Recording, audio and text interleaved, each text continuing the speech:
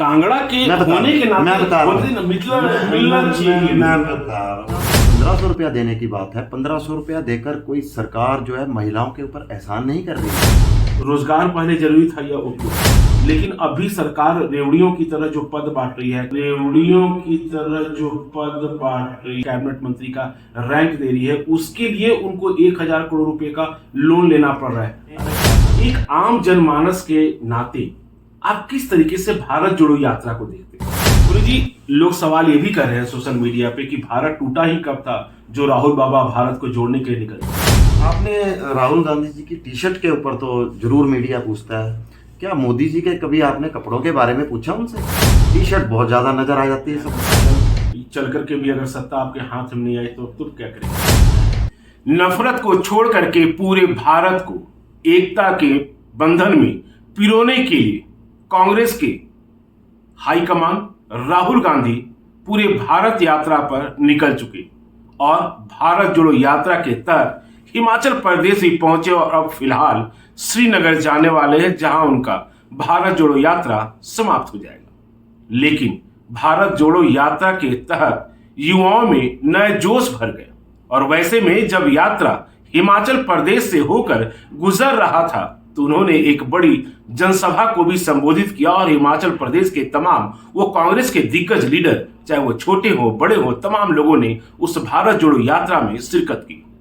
वैसे ही हिमाचल प्रदेश में कांग्रेस में अलग अलग पदों पर अपनी जिम्मेवारी निभा चुके और वर्तमान में हिमाचल कांग्रेस के सचिव और पूर्व से लगातार मीडिया से संबंध बनाए रखे मीडिया पैनलिस्ट पुनीत मल्ली इस वक्त हमारे साथ हैं। उनसे हम बात करते हैं कि एक आम जनमानस के नाते वो भारत जोड़ो यात्रा को किस तरीके से देखते हैं। पुनीत जी, सबसे पहले तो आपका स्वागत है। RV7 न्यूज का बहुत बहुत धन्यवाद।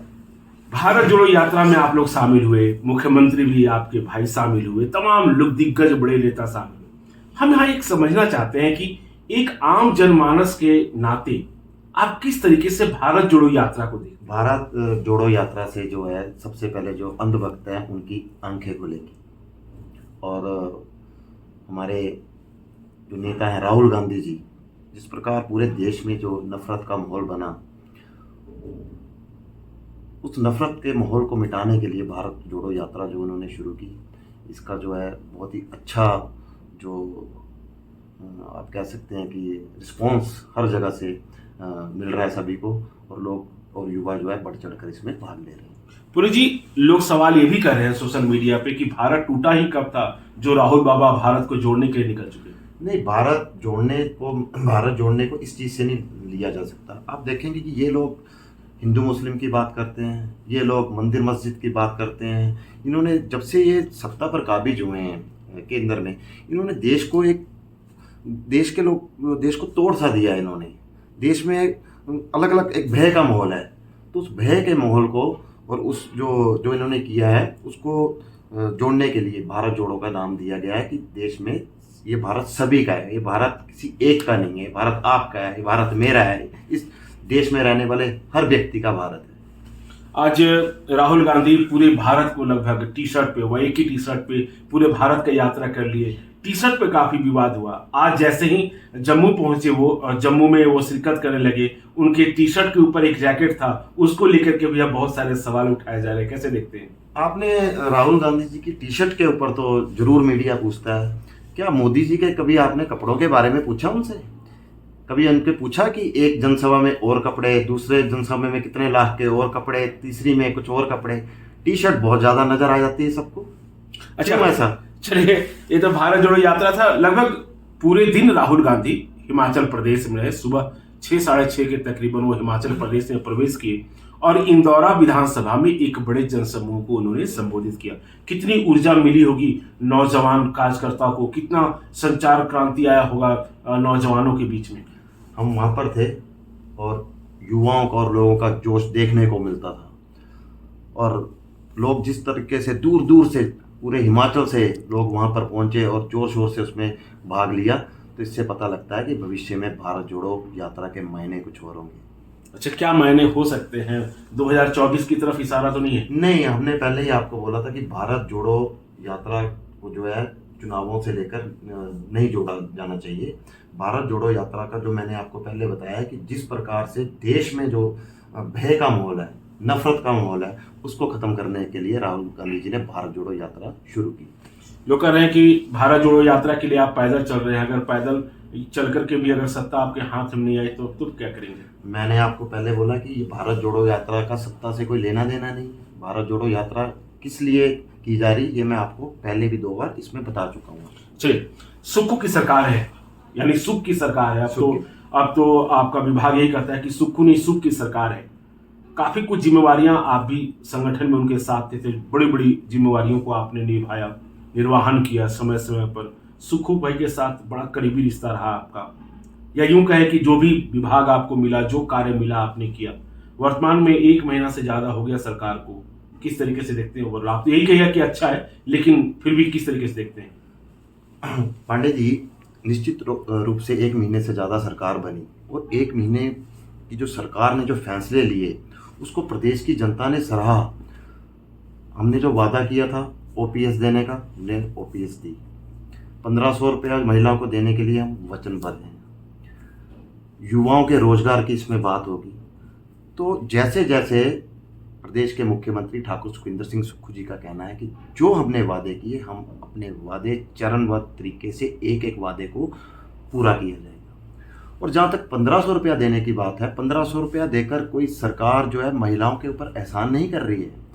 1500 रुपया देकर तो एक उनको आर्थिक रूप से मदद की जा रही है, लेकिन जब बात आएगी युवाओं के रोजगार की तो उसमें हमारी बहनें भी होंगी उसमें। अच्छा, एक बात बताइए, क्या रोजगार पहले जरूरी था या ओपीएस? मैंने आपको बताया कि जो चुनावों से पहले जो हमने घोषणाएं की थी, तो हमने पहले बोला था कि हम पहली कैबिनेट में ओपीएस देंगे, हमने ओपीएस दी। नंबर 2 पे हमने बोला था 1500 रुपया, उस पर काम चल रहा है। तो चरणबद्ध तरीके से जो हमारे पॉइंट्स थे उसको एक एक चीज़ को पूरे का पूरा किया जाएगा और अपने वादे को निभाया जाएगा। ठाकुर सुखविंदर सिंह सुक्खू जी एक बहुत दूरदर्शी नेता हैं। उन्होंने संगठन में बहुत लंबे अरसे तक उनका अनुभव रहा है। आम आदमी की पीड़ा को वो जानते हैं। एक चालक के बेटे और इतना संघर्षशील युवा राजनीति से आज प्रदेश के मुखिया बने हैं, तो वो खुद एक आम आदमी की जनमानस की पीड़ा को जानते हैं। तो इस प्रकार से जो है प्रदेश के लोगों के जो के हित में होगा, उनकी पूरी सेवा करेंगे वो। अच्छा, लगातार कई बार मुलाकात होती होगी आपकी, मुख्यमंत्री हैं आप तो सुक्खू भाई, सुखविंदर सिंह सुक्खू मुख्यमंत्री हैं हिमाचल प्रदेश के।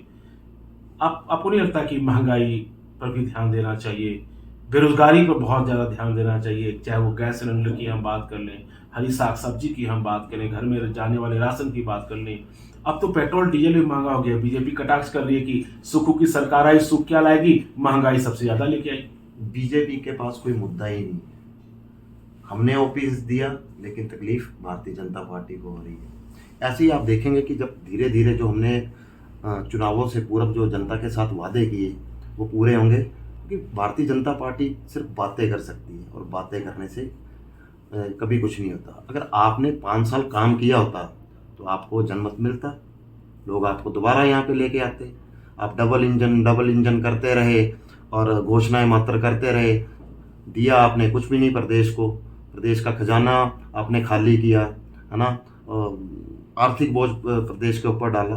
तो अब इस व्यवस्था को धीरे धीरे समय लगेगा वो ठीक कर दी। देखिए, प्रदेश के खजाना को खाली करने से याद आया कि अभी हाल में ही विपक्ष के नेता जयराम ठाकुर का कहना था कि हमने कोरोना की वजह से बहुत सारे लोन लिए थे, लेकिन अभी सरकार रेवड़ियों की तरह जो पद बांट रही है, कैबिनेट मंत्री का रैंक दे रही है, उसके लिए उनको 1000 करोड़ रुपए का लोन लेना पड़ रहा है। अरे ऐसा कुछ भी नहीं है।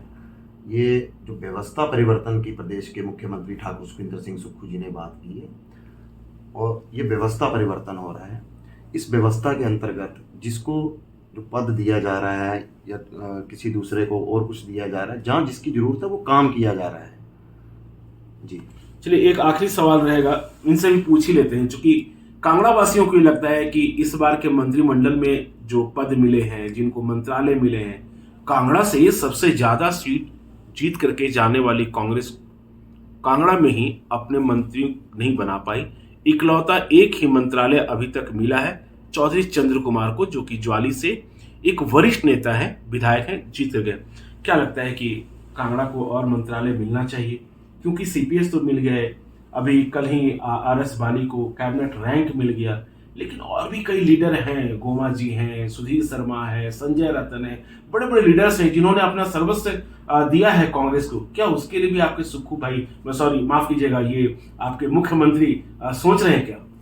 देखिए, मैं एक सचिव के पद पर काम कर रहा हूँ और मैं संगठन में काम कर रहा हूँ, इसके बारे में तो मैं कोई टिप्पणी कर नहीं सकता। लेकिन मेरी एक नहीं, कांगड़ा के होने के नाते मैं बता रहा हूँ, मैं बता रहा हूँ, मैं व्यक्तिगत राय अपनी बता रहा हूँ। एक मंत्री 2 सीपीएस मिले हैं। अभी जैसे आप अपना आरएस वाली जी को कैबिनेट रैंक मिला है, तो अभी भी 3 मंत्री पद खाली हैं। तो इसको किस प्रकार से कांग्रेस आला कमान और मुख्यमंत्री जी देखते हैं भविष्य में और किस प्रकार से लेते हैं, ये सब कुछ सामने आएगा। एक सवाल और आ रहा है पुनीत मल्ली जी, भारत जोड़ो यात्रा तो अब समापन की ओर है, लेकिन हिमाचल में हाथ जोड़ो यात्रा आप लोग स्टार्ट करने वाले हैं, उसकी क्या भूमिका रहने वाली है और किस तरीके से आप लोग करेंगे? बिल्कुल, हाथ से हाथ जोड़ो जो है अभियान, इसको जल्दी शुरू किया जाएगा और घर घर तक, एक आम आदमी तक, घर घर तक जो है हम पहुंचेंगे और उनको बताएंगे जो इस कार्यक्रम की रूपरेखा है और किस प्रकार से इसका जो सारा चलेगा, वैसे काम किया जाएगा और चरणबद्ध तरीके से बढ़िया काम किया जाएगा। चलिए, शुक्रिया हमसे बात करने के लिए। तो युवाओं में जब जोश भर रहे थे राहुल गांधी, हिमाचल प्रदेश के वो तमाम लोग नेता हैं या कार्यकर्ता हैं, वो इंदौरा पहुंचे थे अपने प्रिय नेता राहुल गांधी को देखने के लिए। और वैसे दिग्गज नेता जो कि कश्मीर से लेकर कन्याकुमारी तक अपने भारत जोड़ो यात्रा में पैदल मार्च किए, तकरीबन 25 किलोमीटर के सफर में हिमाचल प्रदेश के तमाम वो कांग्रेस के कार्यकर्ता, आला अधिकारी, मंत्री, मुख्यमंत्री, उप मुख्यमंत्री, तमाम लोग प्रशासन सहित शिरकत कर रहे थे। वैसे ही युवा नेता या यूं कहें कि हिमाचल कांग्रेस के सचिव और मीडिया पैनलिस्ट पुनीत मल्ली से जब हमने बात की तो उन्होंने पूरी रूपरेखा भारत जोड़ो यात्रा के समापन से लेकर हाथ जोड़ो यात्रा तक की बताई। अब देखना होगा कि सुख की सरकार में और कितना दम है।